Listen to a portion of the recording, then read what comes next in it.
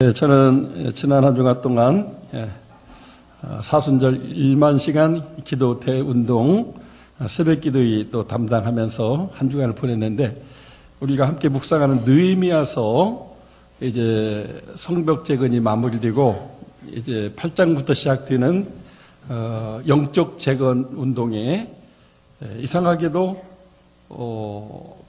바벨론 포로에서 돌아온 사람들의 그 계보가 이렇게 많이 여러 장에 걸쳐서 나오고 있습니다.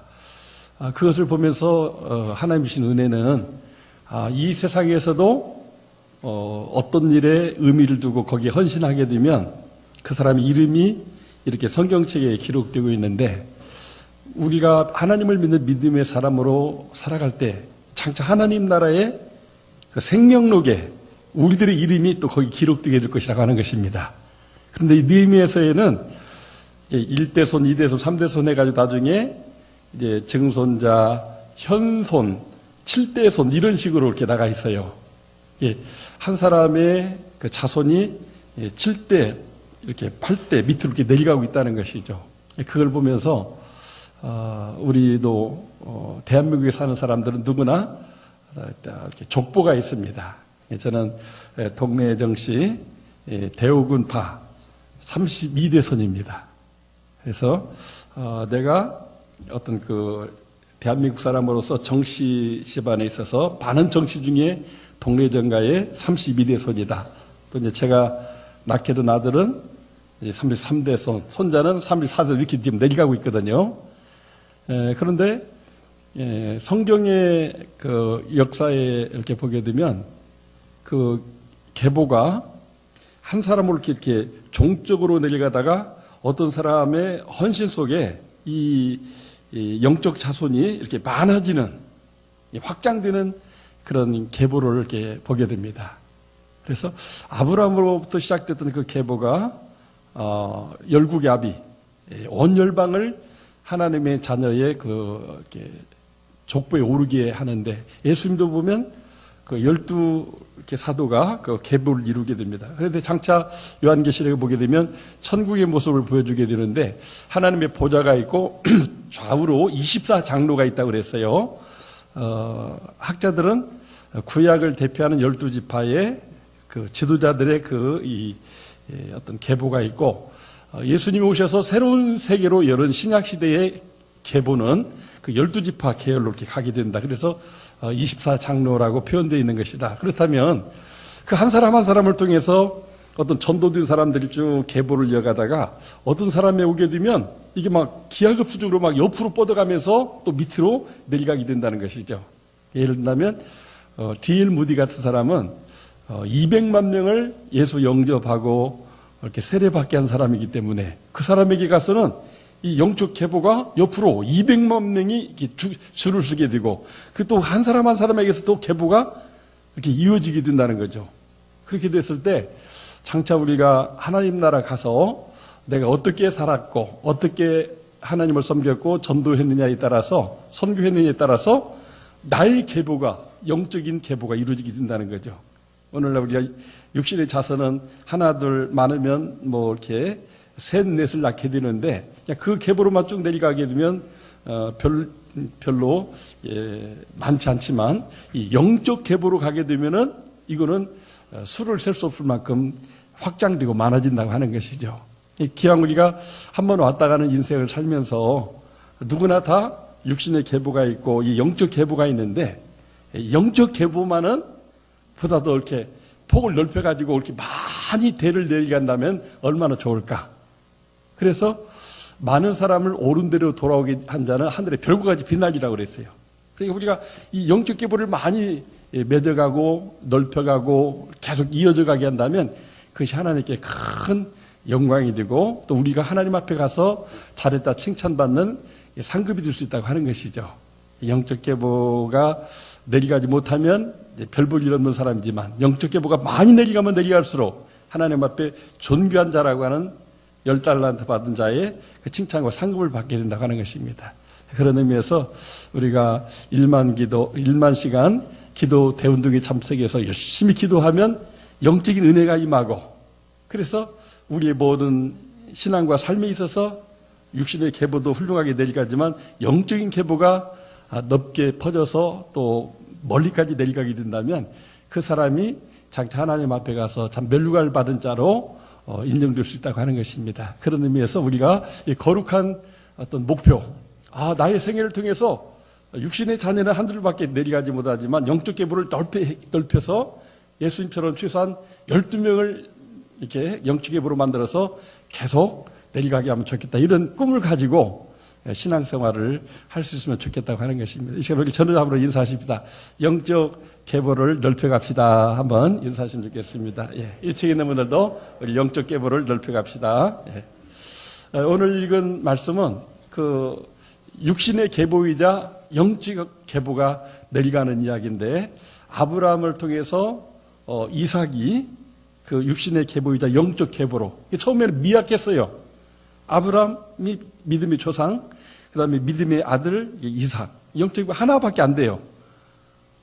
근데 그들이 어떻게 했기에 손자 때 가서는 쌍둥이가 야곱과 이삭이 태어나더니 그 야곱이라고 하는 아들을 통해서 12로 이렇게 번져지면서 그 12명이 70명이 된 다음에 나중에 애굽에 들어가게 되는데, 거기서 막 200만 명으로 이 영적 계보가 넓혀지게 되고, 나중에는 가나안 땅에 와서 한 민족을 이루게 되고, 예수님으로 오셔서 이 복음이 전 세계로 뻗어가면서 이 영적 계보가 수를 셀 수가 없는 그런 상태가 되었다고 하는 것이죠.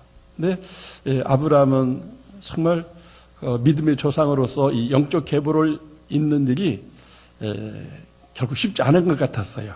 왜냐하면 오늘 2절의 말씀에 보면 여호와께 이르시되 네 아들 내 사랑하는 독자 이삭을 데리고 모리아 땅으로 가서 내가 내게 일러준 한 산 거기서 그를 번제로 드리라. 아니, 하나의 자손을 번제물로 바치라고 하는 거예요. 번제물이 뭡니까?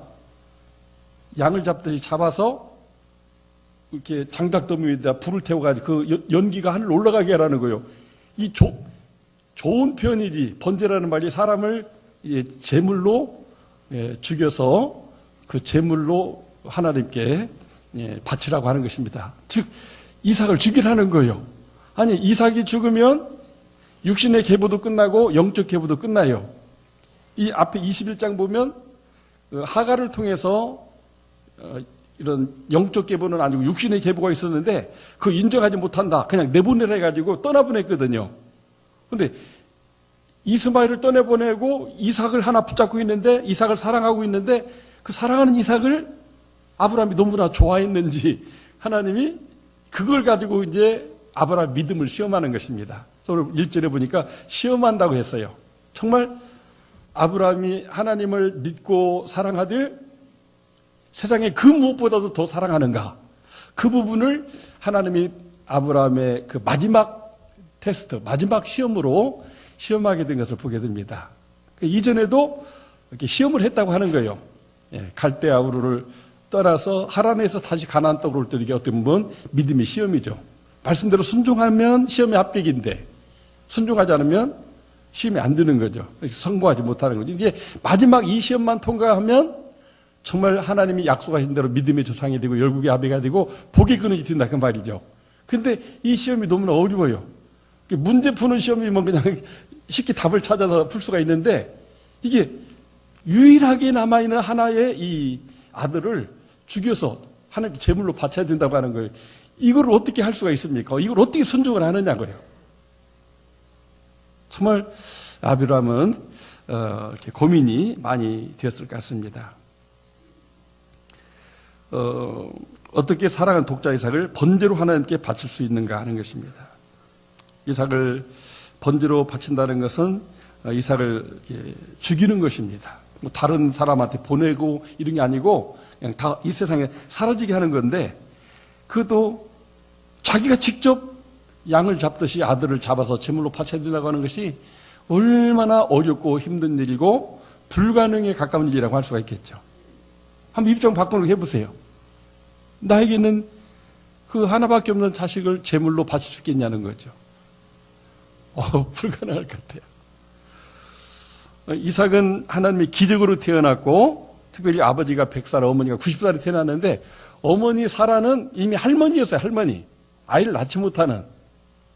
이런 사람이 기적으로 잉태해서 이삭을 낳는데 그냥 순산을 했을까요?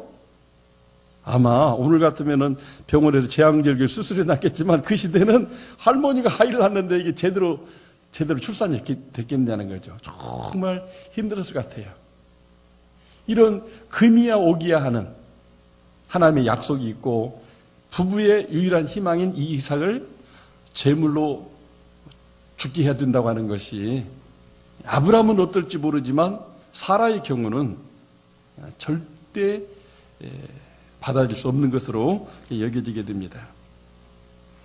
아니 하나님이 식인종입니까? 아니 양의 제사나 그 소의 제사는 받으시지 왜 사람을 제물로 받으십니까? 아브라함은 막 그런 생각이 안 들었겠어요? 아니 함께 드릴 제물이 많은데 왜 사람을 제물로 바치라고 하십니까?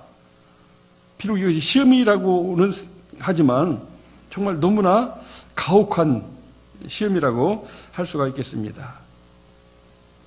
하나님 안 돼요. 못해요.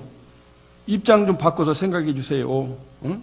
하늘에 별처럼 많은 자손을 주신다더니 이 자식을 싹 잘라버리면 어떻게 하라는 거예요? 하나님 너무합니다. 너무해. 아마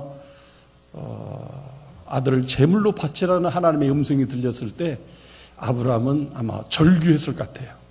그럴 수는 없습니다.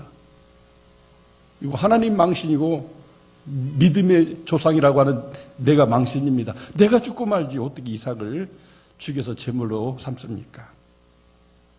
그런데 왜 아브라함은 아침 일찍 일어나서 사흘길을 걸어서 모리아 산으로 올라갔을까 하는 것입니다.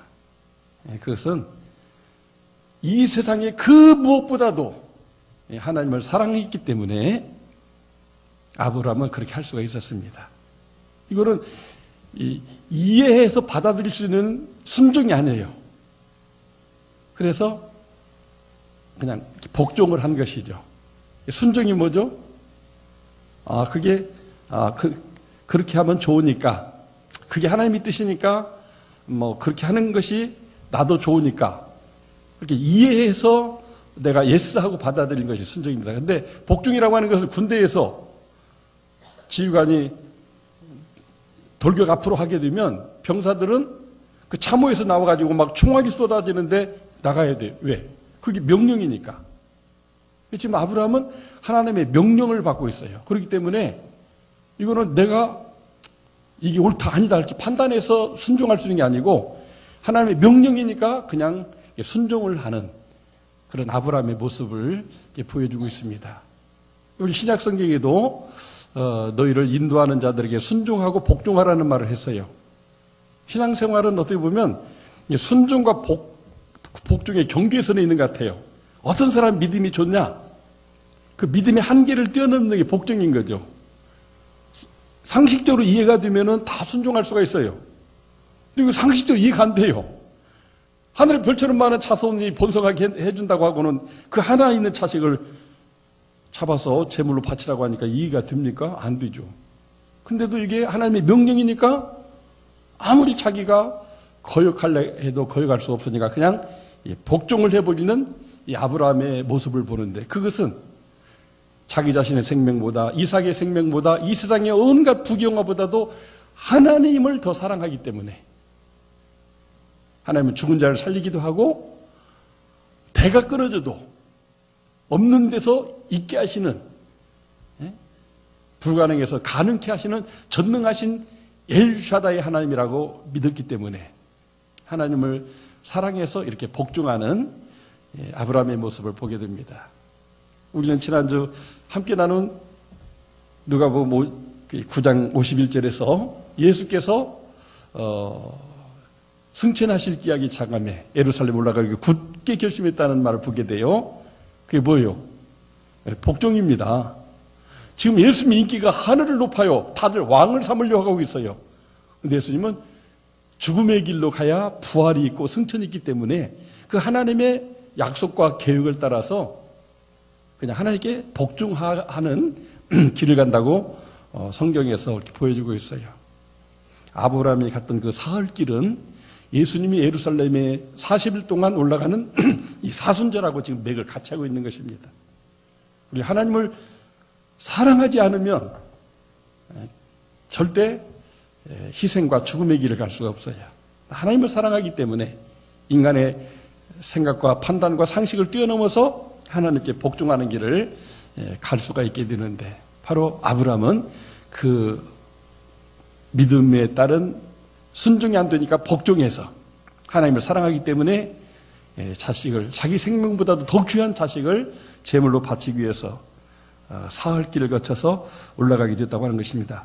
이 아브라함과 이삭이 살던 곳이 브엘세바, 저 이스라엘 나라의 남쪽 그 애굽 땅으로 가는 그 광야에 있는 그 브엘세바 사막이었어요.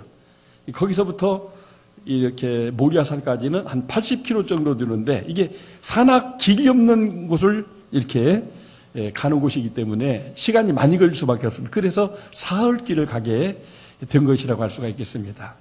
여러분, 오늘 5절 6절에서 보는 것처럼 아브라함이 하인들을 산 아래 남겨두고 이삭에게 번제나무를 지우고 자기는 불과 칼을 들고 그 이제 산 정상을 향해서 이제 올라가게 되고 있습니다. 그때 이삭이 이상하니까 질문했어요. 아버지, 이렇게 막 많은 장작 더미도 지금 내가 짊어지고 있고, 아버지 손에 그 제사 드릴 때 쓰는 양을 잡는 칼도 있고, 또 이게 불태울 이 불도 있는데 번제할 어린 양은 어디 있습니까? 이렇게 묻는 거예요. 아마 이때 이 아브라함의 심장은 막 터질 것 같았을 것 같아요. 너야, 너를 양으로 제물 삼을 거야, 이렇게 말해야 되는데 그렇게 말할 수가 없잖아요. 그러니까 뭐라고 대답했어요? 번제할 어린 양은 하나님이 준비하신다. 하나님 마련해 놓았을 것이다. 이렇게 하고 이삭이 도망치지 못하게 같이 정상에 올라가서 마침내 이제 나무를 딱 펼쳐놓고 양을 잡아야 되는데 양이 없으니까 갑자기 이삭을 잡아가지고 이렇게 묶는 거예요. 양을 잡을 때 이렇게 다리를 묶거든요. 그리고 양은 눈을 끄뻑끄뻑하면서 뭐 하는 거예요? 이삭을 묶어놓고 그 위에다 올려놓고 칼을 이렇게 목에다 댔습니다. 목을 이렇게 그으면 이제 이삭이 죽는 거예요. 피를 쏟고 불태워져서 제물이 되는 거죠. 정말 아브라함은 마지막 순간까지 갔습니다. 근데 급하게 하나님의 음성이 들려왔어요. 아브라함아, 아브라함아. 한 번도 아니고 두 번이 나온 것은 지금 급하게 아브라함을 제지시키는 하나님의 음성이죠.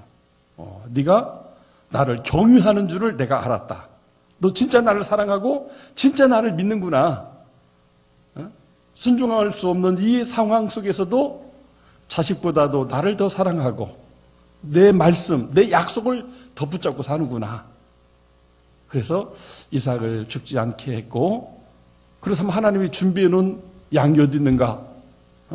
이렇게 살펴보니까 이렇게 숲을 속에 순양이 이렇게 뿔에 걸려서 못 도망가고 있는 거였어요. 하나님이 다 예비해 놓은 것이죠. 그래서 그 양을 잡아서 하나님께 제물로 바치고 이삭은 살려낼 수 있게 되었는데, 그 결과 오늘 15절 이하에 보게 되면 여호와 이레, 하나님이 준비하신 하나님이다. 그래서 여호와 이레 신앙을 갖게 되고, 또 여호와 이레 축복을 그 아브라함만 받는 게 아니라 그 이삭도 받고, 그 이삭을 통해서 정말 천하 만민이 복을 받는, 이삭이 하는 일이 다 형통하고 잘 되는, 아브라함이 거부인 것처럼 이삭도 더 큰 거부가 되고 아브라함도 장수하는데 아브라함보다 더 장수하는 그런 사람의 축복을 허락해 주는 것을 보게 됩니다. 우리가 믿음의 그 성공자, 순종을 넘어서 이렇게 복종하는 사람이 믿음의 성공자인데, 이런 사람을 위해서 하나님이 예비하신 온갖 좋은 것은 눈으로 보지 못하고 귀로 듣지 못하고 마음으로 생각하지 못하였다함과 같으니라 그랬어요. 뭐예요? 우리가 정말 하나님을 사랑하기 때문에 믿고 순종하는데, 순종이 안 되는 것은 하나님이냐 세상이냐, 하나님이냐 내 이익이냐 있어서 하나님의 영광을 위해서 그냥 하나님 말씀대로 복종하는 것. 이 믿음으로 살아가는 사람에게 하나님이 예비하신 것은 눈으로, 귀로 확인이 안 되는, 마음으로 감히 생각도 못했던 그런 엄청난 축복이 있다고 하는 것입니다. 이런 축복을 다 받을 수 있기를 바랍니다. 아마 여러분 중에 많이 그걸 체험했을 거예요. 아무리 생각해도 나 이렇게 할 수가 없어요. 근데 하나님의 말씀이기 때문에 순종을 하고 복종을 하면 하나님의 축복 주신 것을 느껴요. 제가 이렇게 이제 하나님의 소명을 받고 사람들 어부가 되는 소명을 받고 이제 순종했잖아요. 도무지 믿지 않는 집안에서 믿으면서 부모님을 전도하고 가야 되겠다 해서 농사 짓고 이렇게 하나님께 어떻게 보면 복종해서 가는 길이었죠. 하나님의 말씀이니까. 근데 저희 어머님은 네가 군대 가는데 이상하게 저희 어머님이 어디 대학교를 가는 것 같다. 농촌에 살면서 대학교를 못 빼는 부모님의 아픔이 있었는데 군대 가는데 이상하게 어머님 마음속에 교회를 다니다 보니까 어디 대학교를 보낸 것 같다 그래요. 근데 제가 훈련 마치고 배출 대대에서 한 사람 한 사람 이제 가는 부대를 정해줘요. 제 같이 친한 친구가 있었는데 우리 그 유진성 선교사님의 아버지였어요. 그분은 그렇게 훈련 받으면은 미군 부대도 간다는 걸 알았어요. 그래 그분 마음에는 막 나 카투사로 갔으면 그런 소원이 있었대요. 나는 카투사가 있고 미군 부대 있는 거 알지도 못했어요. 정웅주 그래서 예 그랬더니 미육대 야 미육대가 뭐냐? 육군대학 가는 거냐? 그랬더니 야 임마 그것도 뭐라 이 촌놈이네. 아 이게 이 촌놈이 솔직히 그 미 8군 사령부로 가게 됐어요. 할렐루야. 그러니까 하나님이 내가 눈으로 보지도 못했고 귀로 듣지도 못하고 생각도 못했던 그런 축복의 길을 열어주셨어요. 그래서 제가 이래봬도 바다를 3년이나 먹은 사람입니다. 나중에는 이렇게 노란 털이 막 나더라고요. 바다를 하도 먹었더니 내가 미국 사람 되나? 했어요. 그냥 얼굴이 뽀얗더니 시골에서 막 새카만 사람이 군대 가가지고 휴가 왔는데 시골 사람 다 놀래요. 바다 먹고 그냥 완전히 뽀얀해져서 미국 사람 같이 미군 군복을 입고 오니까 야, 너 어디 군대 가더니 어디 뭐 유학 갔다 오냐 그러더라고요. 하나님이 하나님을 사랑하는 자들을 위해서 예비하신 온갖 좋은 것은 눈으로 못 보고 귀로 못 듣고 마음으로 생각도 안 했는 것인데 하나님이 이렇게 길을 열어주셔요. 아브라함이 바로 그 메시지를 주고 있는 거예요. 비록 인간의 생각으로는 그 3일길을 가면서 얼마나 갈등했겠어요. 뭐 워낙 믿음이 좋다 보니까 고민 하나도 없이 막 사흘길 행군이라면서 갔겠어요? 한 걸음 한 걸음이 지금 1000걸음 한 걸음인 거예요. 이거 이삭을 죽여야 돼 말해야 돼. 내가 이 길 가야 돼 말해야 돼. 또 뭐 이렇게까지 해야 되는 거야. 뭐 하나님에 대한 막 의심과 원망과 정말 얼마나 갈등이 많았겠어요. 그래서 실제 많은 사람들이 같은 하나님의 믿음의 시험을 받으면서 돌아서는 경우가 많죠. 주님 뜻대로 살기로 했는데 하다가 돌아서요. 세상을 사랑하였다는 도마처럼 세상으로 돌아가요. 저도 그렇게 돌아갈 뻔했잖아요. 사람 어부가 돼야 되는데 돈이 없어서 공부를 못하니까 돈 벌어다 공부하겠다고 저 사우디 가려고 했잖아요. 가다가 이렇게 다른 길로 이렇게 포기하고 돌아가는 경우가 많아요. 그러면은 그 믿음의 불합격이 되는 거죠. 하나님의 사랑을 받을 수가 없어요. 정말 하나님을 사랑하기 때문에 모든 걸 다 포기하고 자기를 부인하고 주님을 따라야 되는데 그렇게 불순종의 길을 가게 되면 하나님의 그 약속을 우리를 하나님을 사랑하는 자들 위해 예비하신 그 온갖 좋은 것을 우리가 우리 생애 가운데 누리지 못하고 맛보지 못하고 살게 된다고 하는 것이죠. 저는 지금도 막 너무 감격스러운 거예요. 나 같은 촌놈이 목사가 돼가지고 여러분같이 훌륭한 분들을 섬기는 목사가 되어서 이렇게 지금 이 시간도 설교한다는 것이 이게 도무지 생각할 수 없는 불가능한 일이에요. 그런데 이렇게 하나님이 해주시니까 하나님이 되게 하시니까 하나님이 인도하시니까 오늘 여기 있어서 여러분을 향해서 하나님의 말씀을 대언할 수가 있습니다. 하나님을 사랑하기 때문에 이삭의 생명이 자기 생명보다 귀한데도 그것을 하나님께 바치는 이 중심을 보시고 하나님께서 여호와 이레의 축복을 주시니까 그 이삭의 생명을 받지 않냐고 이삭을 통해서 천하 만민이 복을 받게 하는 이런 영적 계보를 이루는 믿음의 조상이 되게 한 것을 보게 되는 것입니다. 아브라함의 사흘길은 하나님을 사랑하는 행진이라고 할 수가 있어요. 사랑의 행진. 하나님을 사랑하면 정말 인간적으로는 불합리하고 죽어도 나는 못할 것 같지만 하나님을 사랑하면 그 사랑이 죽음보다 강하기 때문에 죽음의 길이라도 가게 되는 것을 보게 됩니다. 바로 그것이 믿음으로 말미암은 복종이라고 할 수가 있어요. 아브라함은 정말 하나님을 잘 믿는 사람이고 하나님께 소망을 둔 사람이에요. 이삭을 제물로 바치면 하나님이 자식 낳지 못할 줄 알았는데 자기와 사라 사이에서 이삭이 태어나게 한 것처럼 또다시 주실 수도 있다. 아니면 죽여도 다시 살아날 수도 있다. 이런 하나님을 믿는 믿음과 소망이 있었다요. 그리고 자기 생명보다도 자기 자식보다도 하나님을 더 사랑하는 사랑이 있었어요. 그래서 사도 바울이 말한 믿음, 소망, 사랑이 있어가지고 항상 있을 것인데 그중에 제일 사랑으로 했는데 믿음은 결국 아브라함의 사랑으로 나타났어요. 사랑하면 복종하게 됩니다. 정말 우리가 누군가를 사랑하면 복종하게 돼요. 자식이 부모님을 사랑하면 부모님께 복종해요. 부모님이 자식을 사랑하면 자식을 위해서 자기 생명까지도 줄 수가 있습니다. 요즘 드라마에 보니까 막 간을 이렇게 이식해주는 그런 드라마가 있대요. 몰라요? 자기 생명이잖아요. 이거 떼어내면 자기가 죽을 수 있잖아요. 근데도 왜 줍니까? 사랑하니까. 내가 죽을 수 있지만 사랑하니까 주는 거예요. 아브라함의 사흘길은 믿음의 길이었고 하나님을 소망하는 소망의 길이었고 사랑의 길이었어요. 우리는 지금 바로 그 길을 가고 있어요. 그렇기 때문에 이 믿음, 소망, 사랑을 가지고 1만 시간 기도 운동에 동참해서 주님을 사랑하기 때문에 기도할 시간이 없어요. 바쁘고 힘들어요.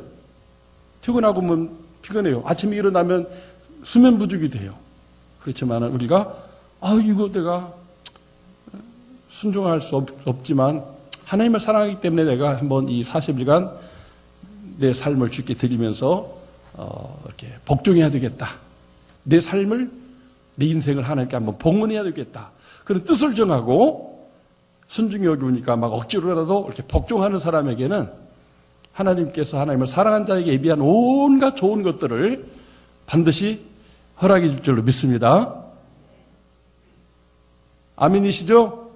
예, 정말 우리가 그렇게 하나님을 믿고 사랑하면 반드시 좋은 일이 있게 될 것입니다.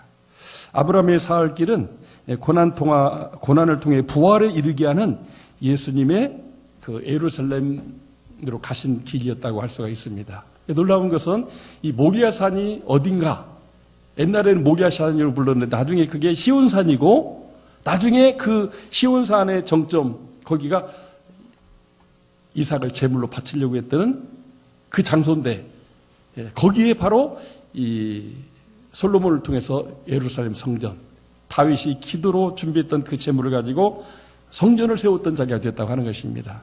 정말 놀랍지 않습니까? 거기에 성전이 세워질 줄 누가 알았어요? 천하 만민이 구원받도록 가는 복음에 선포하는 예수님의 구원 사업이 완성된 예루살렘 그 골고다 언덕이 있는 그 성전이 있는 그것이 되었다고 하는 것이죠. 우리도 아브라함처럼 고난 통해 부활이신 예수님처럼 이 하나님을 사랑하는 자로서 순종이 안 되면 복종하는 자로서 하나님의 사랑과 약속을 이룬받으려면 이 세상의 그 무엇보다도 백세에 난 독자 이삭보다도 하나님을 더 사랑해야 될 줄로 믿습니다. 그래서 우리가 늘 찬송하는 게 뭐예요? 주 예수보다도 귀한 것은 없네. 값비싼 향유를 주께 드린.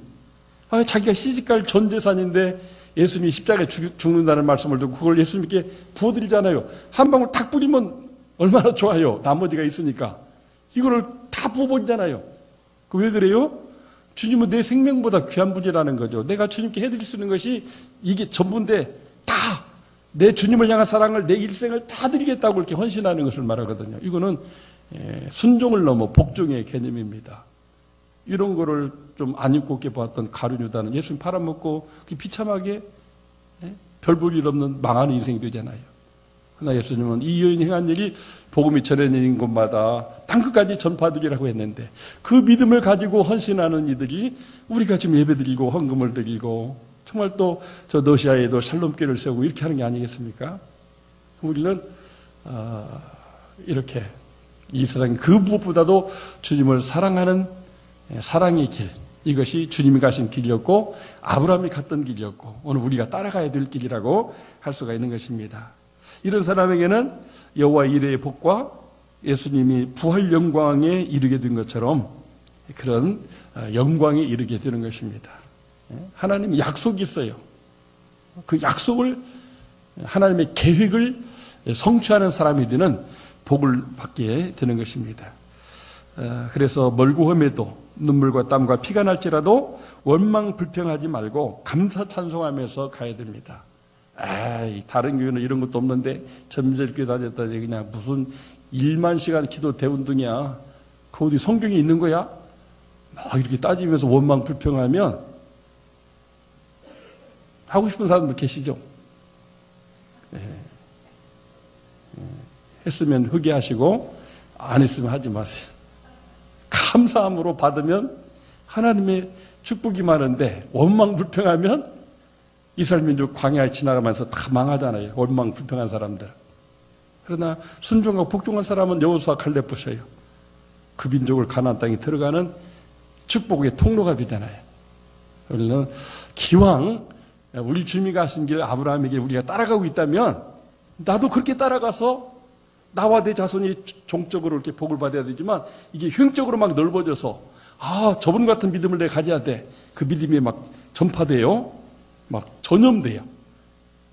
그래서 막 10명, 100명, 1000명 이렇게 막 벌어지게 될 때 장차 하나님 나라 가서 보면은 얼마나 많은 영혼들이 그 영적 계보로 그 사람 밑에 와 있겠느냐는 거죠. 이 환상을 우리가 포기해서는 안 돼요. 내가 드리는 예배가, 내가 드리는 순종을 넘어 복종이, 주님을 향한 사랑과 헌신이 이런 열매가 맺어지는구나. 그걸 나는 지금 눈으로 못 봐요. 귀로도 못 들어요. 생각한 것도 없어요. 근데 하나님 앞에 가고 그게 딱 보인다. 하나님 앞에 가면. 장차 요한계시록에서 보여주는 그 미래 세계에 가게 되면 그 사람의 그 아브라함의 길을 간 사람, 주님이 가신 길을 따라간 사람에게는 그게 보인다는 거죠. 그래서 선교 역사 속에서 사도 바울과 바나바의 그 인생 행로가 쭉 나오게 되는데 그들에게 얼마나 많은 그런 영적인 계보가 이렇게 기록되어 있습니까? 아마 저희가 보면은 복음을 땅끝까지 선교하기 헌신한 사도 바울의 계보 속에 우리가 있지 않을까. 그래서 우리 대한민국이 다른 나라도 복음이 많아졌는데 그 바울 정신이에요. 이 영적 계보, 이 영적 복음을 세계에 선교하는 나라가 되자. 그래서 이렇게 인구 비례 최고 많은 선교사를 파송한 나라가 되게 됐어요. 아마 이게 바울의 영적 계보인 것 같아요. 자부심을 가져야 돼요. 일본도 우리보다 복음을 몇백 년 전에 받았고 중국도 몇백 년 받았잖아요. 근데 그 계보는 우리 같지가 않아요. 우리 대한민국에 온 이 복음 선교는 언더우드 아펜셀러처럼 그렇게 헌신해서 이 계보가 확장돼요. 오늘 신식 성다희 선교사님 일부에 오셨다가 선물을 가져왔는데 보니까 그분이 엄청난 일 하셨더라고요. 스와힐리어라고 하는 그 스리랑카 언어가 있는데 그 언어로 이렇게 성경과 우리 한국말로 성경을 번역한 책을 만들었어요. 그래서 그 나라 사람들에게 성경을 주면 불교국가니까 안 받는데요. 근데 코리안 드림이 있기 때문에 이게 코리안 랭귀지 한국말이라고 하면 그걸 받는데요. 왜? 자기도 한국 가게 되면 혹시 이 말을 사용해서 뭐 도움이 될까 해가지고 그 책을 받는데요. 근데 거기에다가 그 나라에는 없는 그 찬송가도 한쪽에는 영어, 한쪽에는 또 이렇게 그 나라 말로 해가지고 성경과 찬송가를 이렇게 번역해서 이렇게 만들었더라고요. 7년 동안 정말 이렇게 생명을 바치는 그 헌신 인고의 그냥 7년 동안 자녀도 낳지 못했어요. 오로지 하나님의 선교에 헌신해가지고 그 스리랑카 말로 성경을 이렇게 번역하고 또 한국말을 같이 기록해가지고 성경을 만들고 찬송가를 만들어서 저희 목양실에 이렇게 선물로 갖다 놨어요. 참, 마치 이거는 우리나라의 언더드 아펜스 선교사가 오셔가지고 한국말 성경, 중국어로 된 건 있어도 우리말은 없기 때문에 영어, 중국어를 연구해가지고 한국말로 사람들한테 한국말을 배우면서 한국말 성경을 만든 것 같아요. 오늘 이렇게 1000만 명이 예수 믿게 된 게 바로 그 성경 번역 때문에 이루어진 거거든요. 그런 일을 우리 선교사님들이 기도하고 헌금해서 이렇게 보낸 선교사 그 일들이 지금 세계 속에 펼쳐가고 있다는 것은 얼마나 자랑스러운지 몰라요. 정말 이거는 주님께 순종을 넘어 복종하지 않으면 할 수 없는 어려운 일이죠.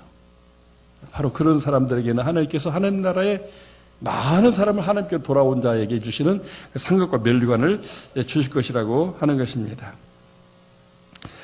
지난 주간 이제 목양 대신방을 이렇게 마쳐가면서 이제 몇 구역 남지 않았는데 시간이 이날밖에 안 돼가지고 금요일 아침 일찍 서울에 이렇게 신방을 갔습니다. 우리와 함께 작년 11월까지 예비하셨던 그 이용열 권사님이 갑자기 이렇게 뇌졸중이 오면서 이제 오른쪽 마비가 오셔서 서울에 있는 막내 아드님이 모시고 가셔서 큰사랑 요양병원이라는 곳에 지금 요양을 하고 계시는데 막 하니까 막 이렇게 울으셔요.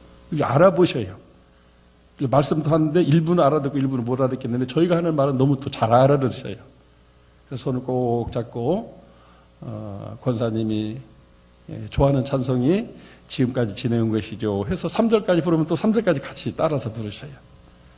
그리고 우리 늘 부르는 어르신들과 효도 관광할 때 부여 그 박물관에 갈 때 그 버스 안에서 돌아가면서 찬송하라고 하니까 이 어르신이 찬송 450장 내 평생 소원 1절에서 5절까지 막 다 하는 거예요.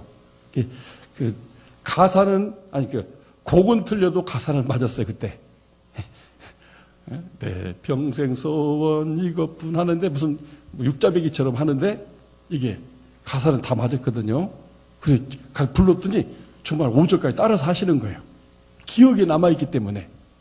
그러면서 막 이렇게 눈물을 흘리셔요. 한 10곡을 같이 부르셨는데 그러면서 권사님이 저희 오셔서 자녀 손들 다 구원받게 하고 남편도 예수 믿지 않았는데 저희 오셔서 세례받고 집사되고 천국 가셨거든요.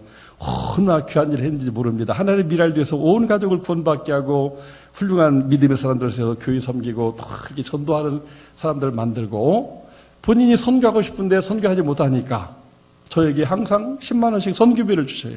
전도해서 그 상급을 나눠 갖자고. 계속 계실 때 매달 목사님 이거 선교비로 쓰세요. 전도비로 쓰세요. 그렇게 하시면서 또 예배당 칠 때는 목사님 나에게 소원이 있습니다. 자식들이 주는 돈이지만 모아가지고 1년에 1000만 원씩 헌금해서 내가 1억 원을 꼭 헌금하고 싶습니다. 그렇게 목표를 세우고 해마다 헌금을 하셨어요.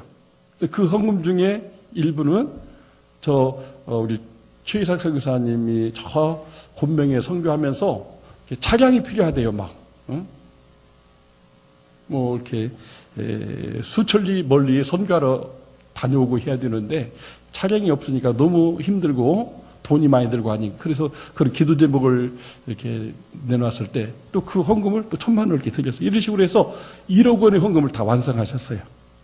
그리고 이제 완성하시니까 사명이 다 끝나셨는데 갑자기 또 병이 오셔가지고 그 얘기를 해드렸어요. 권사님의 사명이 그런 거였던 것 같습니다. 권사님의 기도와 헌금은 많은 영혼을 구원하여 옳은 대로 돌아오기 때문에 하늘의 상급이 클 거니까 육신 가운데 뭐 더 오래 사는 거 이런 게 중요한 게 아니고 천국을 소망하면서 하나님을 사랑합니다. 이렇게 고백하며 살면 좋겠다고 했더니 눈물을 뚝뚝 흘리며 이렇게 기뻐하셨습니다. 사는 성도 여러분, 정말 우리 모두도 한 번 살다가는 인생이거든요. 육신의 가족이 다 구원받도록 육신의 계보도 이루고 특별히 교회를 잘 섬기고 영혼을 구원받도록 하는 이 영적인 계보를 이렇게 이루어서 우리가 살아가게 된다면 정말 하나님 앞에 가서 하나님을 사랑한 자로 평가되고 많은 영혼 구원에 이바지한 자로 이제 평가되어서 멸관 받는 날이 오게 될 것입니다.